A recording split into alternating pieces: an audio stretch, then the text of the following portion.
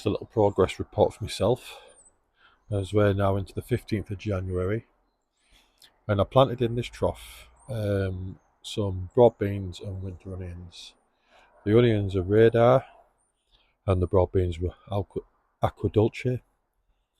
I tend to grow the red broad beans that you saw early in spring, but this time round I've just given these a go. Now they seem to be fine. Not many of the broad beans have come through actually. Only 3, and they have been slightly nipped by the frost. But they do more or less look okay. I did grow a separate tray of broad beans, 6 of them in plugs, deep plugs. So I do have some backup I can add to there, and they've all came through and they're fine.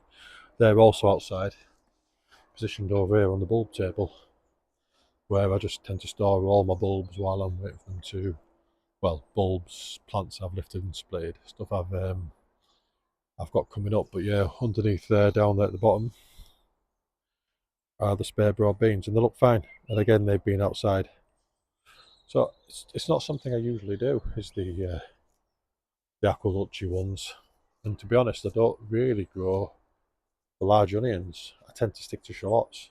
But I've got some shallots growing in the greenhouse at the moment, and I'm just using some old washing up bowls to grow them in. So I thought instead of using this space for that, I'll just put myself 9 onions in, and I'll just see what they do. I eat a lot of onions, garlic, like beans and vegetables, so why not? Why not? I just thought I'd give it a go. And the long-term plan is going to be for these troughs to become vegetable troughs with all of the plants removed from them, and the plants moved into the other troughs around the garden. I just haven't quite yet decided how I'm going to do that yet. This trough here, which was also going to be filled with vegetables, is currently filled with daffodils just for now.